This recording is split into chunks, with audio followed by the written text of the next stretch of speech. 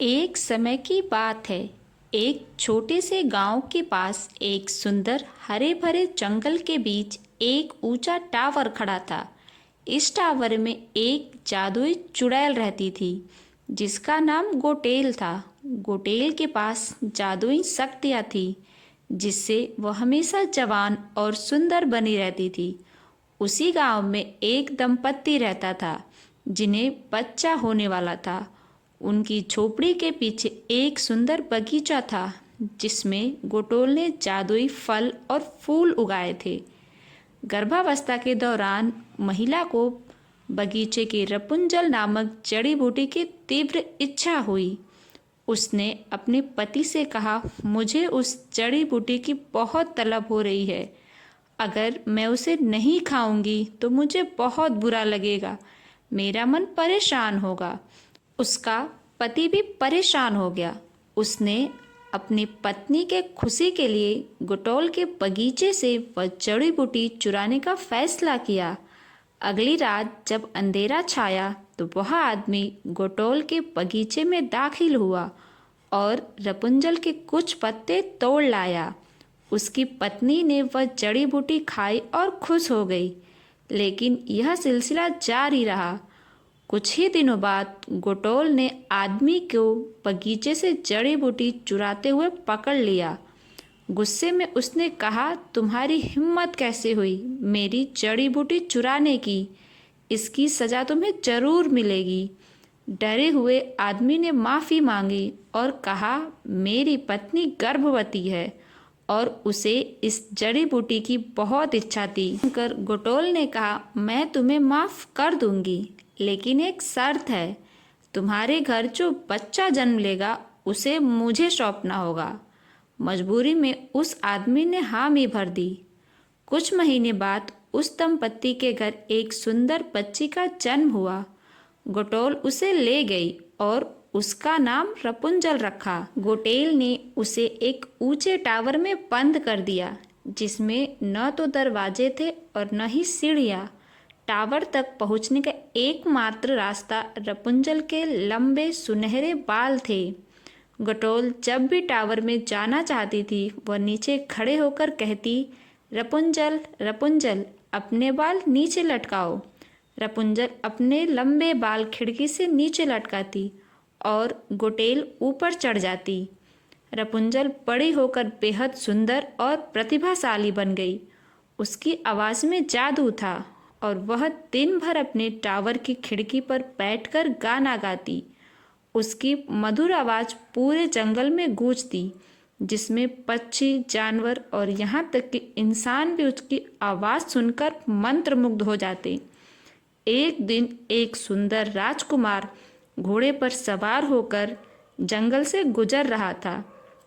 उसने रपुंजल की मीठी आवाज़ सुनी और आवाज़ के स्रोत को तलाशने लगा।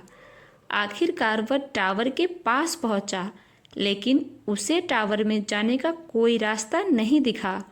वह छिपकर देखने लगा। कुछ ही देर में उसने गोटोल को आते देखा। गोटोल ने टावर के नीचे खड़े होकर कहा, रपुंजल रपुंजल अपने बाल नीचे लटकाओ। यह देखकर राजकुमार समझ गया कि टावर के अंदर रपुंजल रहती है और उसके लंबे बालों का इस्तेमाल करके ही टावर के ऊपर पहुंचा जा सकता है। गोटोल के जाने के बाद राजकुमार ने भी वह शब्द दोहराए, रपुंजल रपुंजल अपने बाल नीचे लटकाओ। रपुंजल ने सोचा कि गोटोल आई है और अपने बाल नीचे लटका दिए। जब रपुंजल ने राजकुमार को देखा तो वह डर गई, लेकिन राजकुमार ने विनम्रता से कहा, डरने की कोई बात नहीं, मैं तुम्हारी आवाज़ सुनकर यहाँ आया हूँ। तुम्हारी आवाज़ में जादू है, क्या मैं तुम्हारा दोस्त बन सकता हूँ?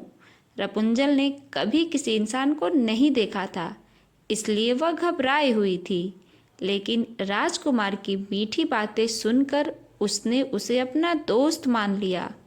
राजकुमार रोज टावर आता और रपुंजल से मिलता। दोनों में दोस्ती गहरी होती गई और धीरे धीरे यह दोस्ती प्यार में बदल गई। एक दिन गोटोल को उनके इस रिश्ते के बारे में पता चल गया।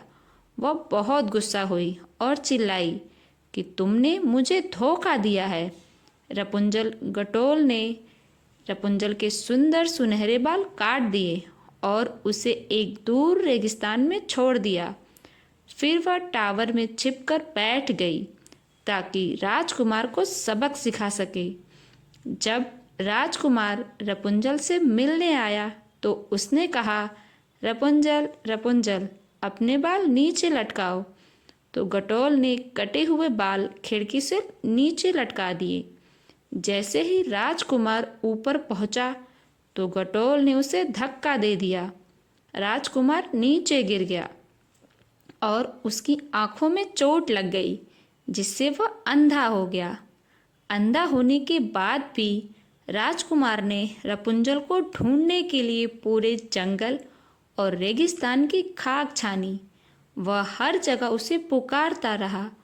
दूसरी ओर रपुंजल भी अकेली और दुखी थी। एक दिन राजकुमार उसकी आवाज़ सुनकर उसकी ओर खींचा चला गया। जब दोनों एक दूसरे से मिले तो रपुंजल की आंखों से खुशी के आंसू निकल पड़े। उसके आंसू जैसे ही राजकुमार की आंखों पर गिरे, उसका अंधापन ठीक हो गया। राजकुमार ने रपुंजल को गले लगा लिया और कहा, अब हम कभी अलग नहीं होंगे। राजकुमार रपुंजल को अपने महल ले गया, जहां दोनों ने शादी कर ली। उनके प्रेम और साहस की कहानी पूरे राज्य में फैल गई। दोनों ने हमेशा खुशी खुशी जीवन बिताया और अपने राज्य को खुशहाल बनाया। इस प्रकार रपुंजल और राजकुमार का प्रेम, बलिदान और पुनर्मिलन हमेशा के लिए एक प्रेरणादायक कहानी बन गई। फ्रेंड्स, अगर आपको मेरा ये वीडियो पसंद है तो प्लीज़ मेरे वीडियो को लाइक करें और मेरे चैनल को सब्सक्राइब करें।